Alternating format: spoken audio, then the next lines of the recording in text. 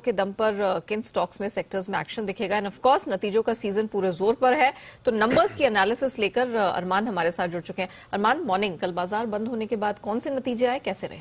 जी, सबसे पहले hero MotoCorp पर ध्यान रखिएगा। अगर यहाँ पे आप नतीजे देखेंगे तो जो हमारा अनुमान था उससे जो आय है वहां पर थोड़े से बेहतर नतीजे आते हुए दिखे हैं। आय लगभग 7.5% के आसपास बढ़ी है।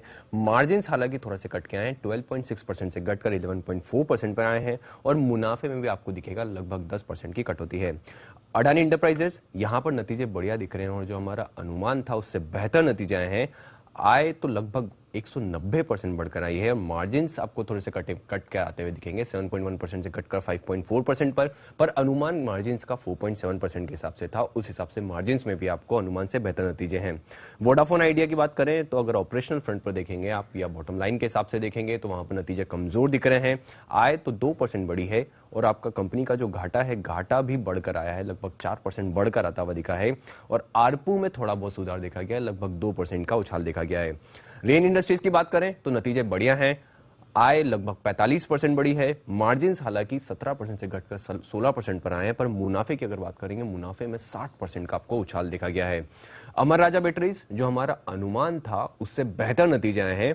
आय लगभग 19% बढ़ी है, मार्जिन भी थोड़े से बढ़कर आए हैं, 12% से बढ़कर 13% पर आए हैं, हालांकि जो अनुमान वो सिर्फ 10% का था। वेल्सपन कॉर्प की बात करें, नतीजे कमजोर हैं।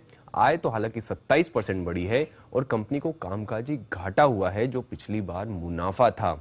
उसी के साथ साथ सियाराम सिल्क मिल्स की बात करें तो नतीजे बढ़िया हैं और मार्जिन्स जो हैं वो स्टेबल दिख रहे हैं। आय लगभग 33% बढ़कर आई है, मार्जिन्स 18% से बढ़कर 19% के आसपास आते हुए दिखे हैं और मुनाफे में भी आपको लगभग 50% के आसपास की बढ़ोतरी दिख रही है। और अंत में ब्लू स्टार की बात करें तो वहां पर भी मार्जिन्स बढ़िया हैं और नतीजे भी बढ़िया लिख रहे हैं। ओवरऑल आय लगभग 27% बढ़कर आई है। मार्जिन्स देखेंगे तो मार्जिन्स अगर आप देखेंगे तो जो पहले जो मार्जिन्स थे उसी के हिसाब से लगभग स्टेबल रहे हैं और मुनाफे में भी 36% का उछाल देखा गया है। चलिए, तो ये वो कंपनीज हैं जिन्होंने अपने तिमाही नतीजे जारी किए हैं। ऑफ कोर्स आज बाजार जब खुलेगा तो इन चुनिंदा स्टॉक्स में, सेक्टर्स में रिएक्शन तो जरूर देखने को मिलेगा। अरमान, अब बताइए कि खबरों के दम पर किन स्टॉक्स में एक्शन दिखेगा?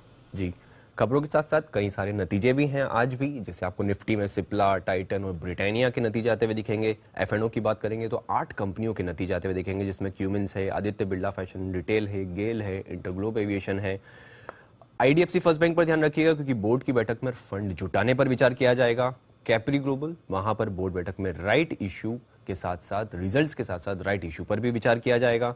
जागरण प्रकाशन, यहां पर जो बोर्ड है वो बायबैक पर, रिजल्ट्स के साथ साथ बायबैक पर विचार करेगा।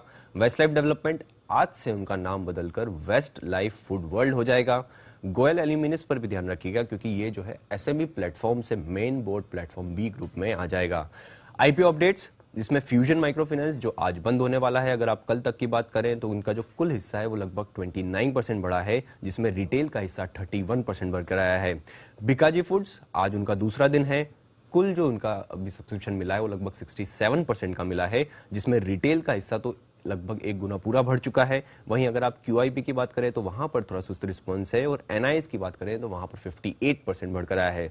ग्लोबल हेल्थ, यहां पर भी अगर आप देखेंगे तो लगभग 26% ओवरऑल इनको सब्सक्रिप्शन मिला है, रिटेल का हिस्सा लगभग 12% का बढ़कर आया है। और खबरों पर बात करें तो ईक्लर्क सर्विसेज, क्योंकि इन्होंने ये अपडेट दिया है कि दूसरी तिमाही के नतीजों के साथ साथ बोर्ड जो है वो बायबैक पर भी विचार करेगा 10 नवंबर को।